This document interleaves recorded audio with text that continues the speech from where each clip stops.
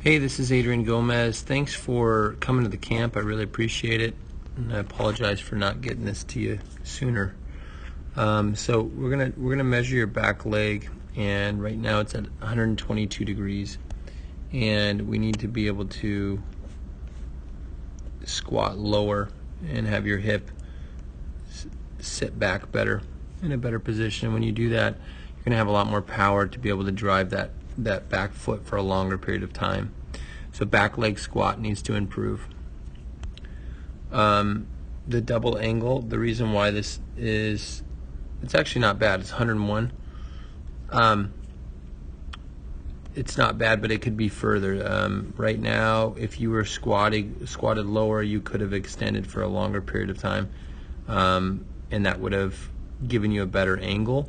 So you need to push for a little longer period of time to get further out. Maybe another foot you could have been able to do, and that's going to help a ton.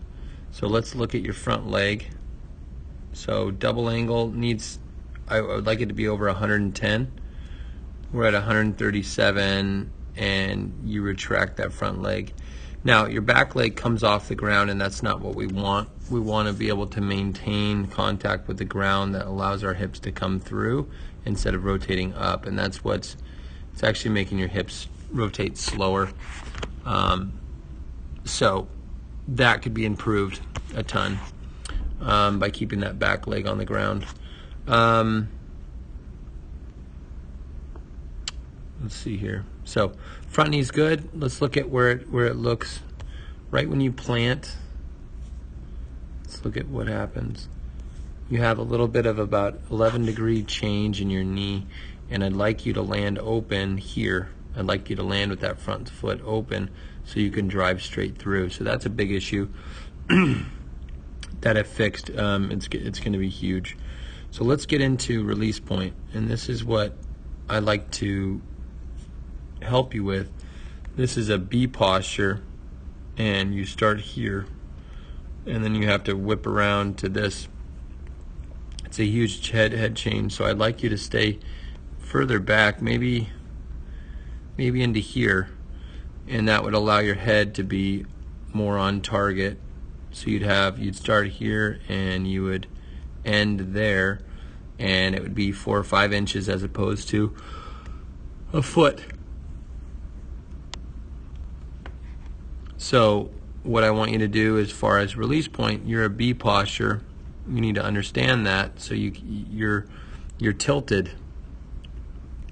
You're tilted this way, and you need to stay that way because that's where your arm slot is. So you need to know your arm slot, what feels comfortable, and start back a little bit better. That's going to help you get around and rotate into that. So let's look into launch. You're launching the ball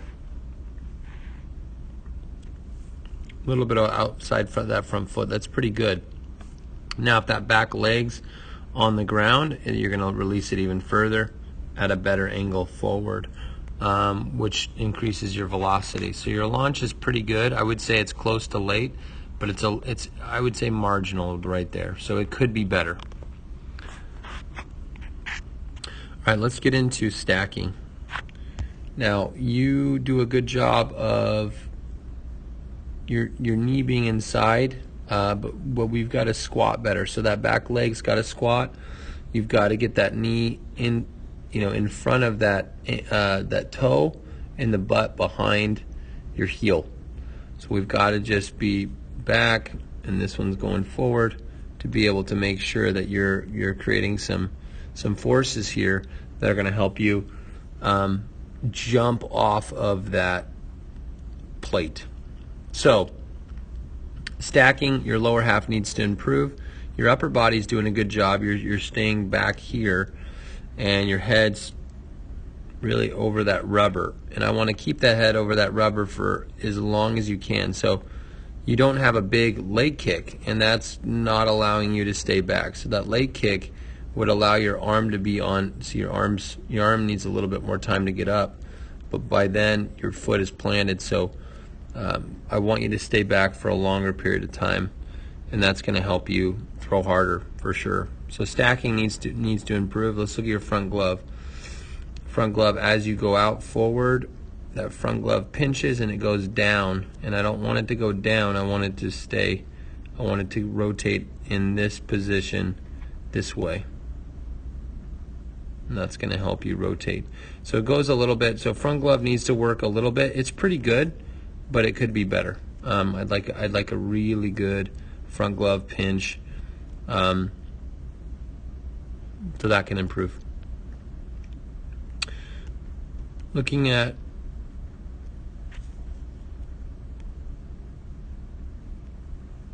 this shoulder, your elbow is a little bit low. It's about 7 degrees low, and here's why.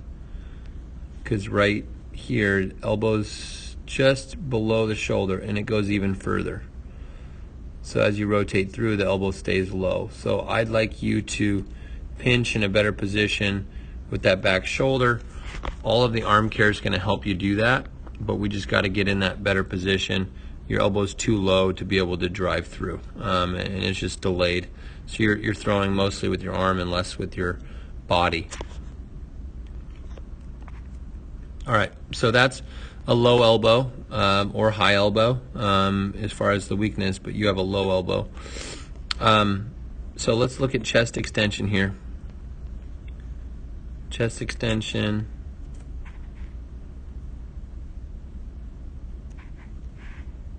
About 40 degrees, which isn't bad, but if you could get into the 50, that's going to help you. Now, the only way that you can get into that is if that back leg is on the ground.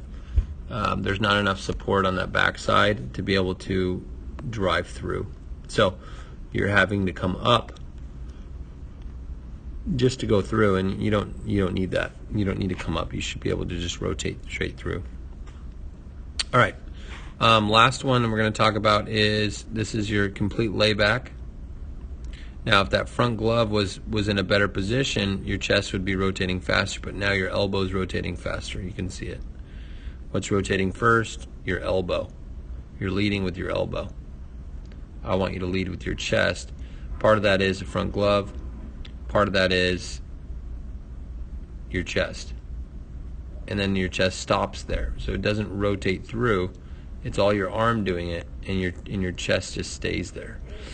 And I want you to drive through that with your chest, which you're not doing. So this is what we call an arm fly out. It's a little bit. Hand comes outside of that elbow as you push through, but it's pretty good. So what I'd like to do is maybe reduce it about 2 inches this way.